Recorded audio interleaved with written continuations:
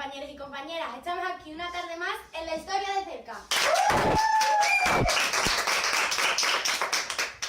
Hoy, centrándonos en el barroco, a continuación vamos a ofreceros una breve introducción y para ello vamos a darle la bienvenida a nuestras maravillosas concursantes. María, Fátima, Marta y Rocío. Bueno, vamos a comenzar con esta breve introducción. El barroco se desarrolló en España durante el siglo XVII. Durante este periodo hay tres monarcas que se suceden en el trono. Son Felipe III, Felipe IV y Carlos III. Con este último se acabó la dinastía de los Austrias en España. Esta es una época muy difícil, porque en realidad no gobiernan los reyes, sino los válidos. Un válido era una figura política propia del antiguo régimen. En la monarquía española, lo que hacía era gobernar mientras el rey se dedicaba a cazar o a hacer otras cosas. Es un periodo de gran desconfianza hacia los políticos y las instituciones en general. A esta época se la llama Contrarreforma. Bueno, pues las características básicas del barroco es que hay una elevada crisis política y económica y sobre todo una elevada mortalidad, especialmente infantil, porque los niños morían por las enfermedades o por la mala alimentación. En esta época hay un cambio de mentalidad. El mundo deja de entenderse como se entendía. Esto sucede porque un científico llamado Copérnico describió que la Tierra giraba alrededor del Sol y no al revés como se entendía hasta ese momento. La Tierra deja de ser el centro del universo y esto hace que la gente se sienta engañada. Antes del barroco hubo un movimiento artístico al cual se llamó Renacimiento.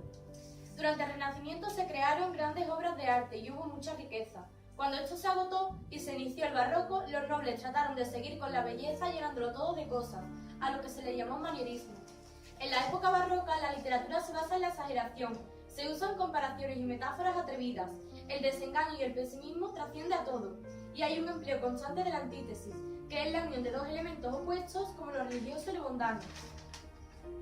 En esta época se rompe el equilibrio expresivo y surgen dos corrientes igualmente deformadas. El conceptismo, que convierte los significados en un difícil juego de palabras, su máximo representante es Quevedo, y el culteranismo, que emplea palabras cultas y difíciles para la mayoría de las personas, su máximo representante es Góngora. Hay otro estilo más equilibrado, que sigue en cierta medida la armonía del periodo anterior, es decir, el del renacentista, pero no se libra del pesimismo. Los autores de este estilo son Lope de Vega o Miguel de Cervantes. Los géneros literarios en el barroco son la lírica, que se hereda del Renacimiento, versos y estrofas de origen italiano, como la lira, el soneto, los versos octosílabos o los romances. Los temas principales de la lírica son el amor, la muerte, el desengaño o la búsqueda de Dios. El teatro de este siglo logra cambiar la fórmula tradicional que se había hecho en el teatro hasta este momento. Esto se produjo por Lope de Vega, que expone un nuevo cambio en el teatro. También Calderón de la Barca, un poco más adelante, marcó el rumbo definitivo al teatro de este siglo. Cervantes fue un autor muy importante en esta época, pero no tuvo tanto éxito en el teatro. En la novela narrativa fue con más diferencia el autor más destacado Miguel de Cervantes Saavedra, que introdujo casi todos los géneros dentro de la narrativa. En la novela bizantina escribió, entre otros trabajos, Pérsiles y Sigismunda, en 1615. En la novela corta de estilo italiano, escribió las novelas ejemplares y la novela caballeresca. Fue en este género en el que más destacó su obra, porque escribió entre 1605 y 1615 Don Quijote de la Mancha, que fue una crítica de los malos libros de caballería.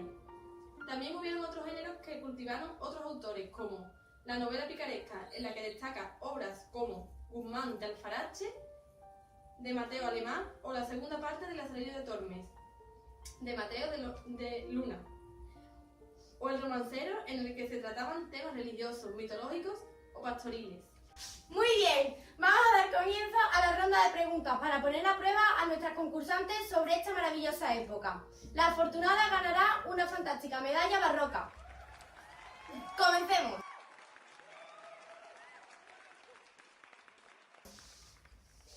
Primera pregunta.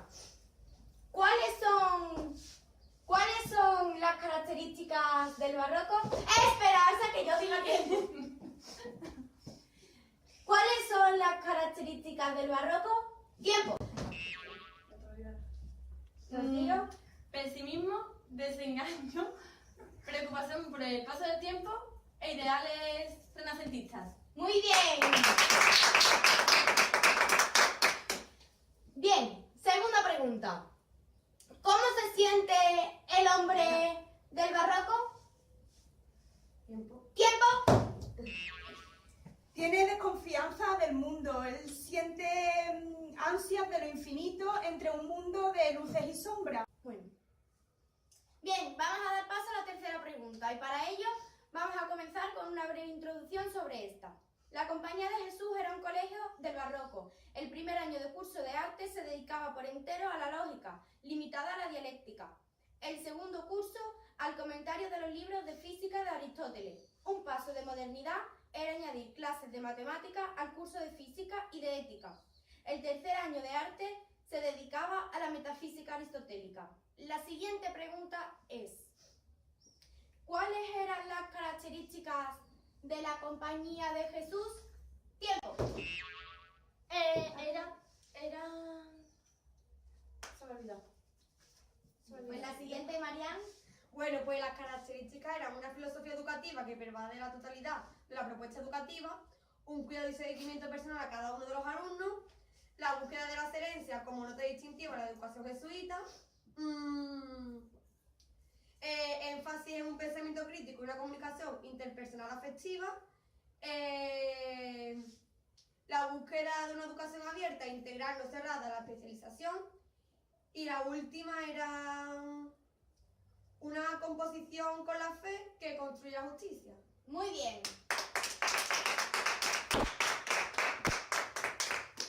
Era Saavedra Fajardo. Tiempo. Marian. Bueno, pues fue uno de los personajes más importantes de la Edad Moderna, diplomático, escritor y sobre todo político. Representó a la corte española en Europa durante el siglo XVII. Muy bien. Quinta pregunta. ¿Qué es el gracianismo? Tiempo. Fátima. Era una pedagogía genuinamente jesuita, aunque marcada en el periodo barroco. En este pensamiento se ha de descubrir la realidad significada y había tres campos significativos que comprenderán el mundo ideológico de la obra graciana, el campo normativo, el táctico y el contemplativo. Es decir, que el hombre como persona y el mundo como sí mismo. Muy bien. Sexta pregunta. ¿Cuáles eran las escuelas que conformaban la educación institucional del siglo XVII? Tiempo. La escuela de primeras letras y la escuela de gramática. Muy bien. Séptima pregunta. ¿Cuáles son las fases de esta época del proceso de enseñanza-aprendizaje? Tiempo. Rocío. El diagnóstico del ingenio del alumno, elección de las ciencias más adecuadas al ingenio, graduación de los estudios y elección del mejor maestro. Muy bien.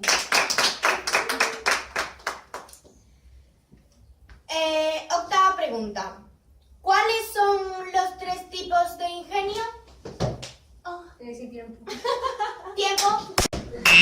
Fátima. La memoria simple, que es la aprehensión de los términos y sentencias que contiene la doctrina, sin entender ni saber el por qué es así. La memoria, la imaginación, comprensión y retención de la incapacidad de llegar a conclusiones por uno mismo, y el entendimiento, que lo posee quien es capaz de aprender sin ningún maestro. Muy bien.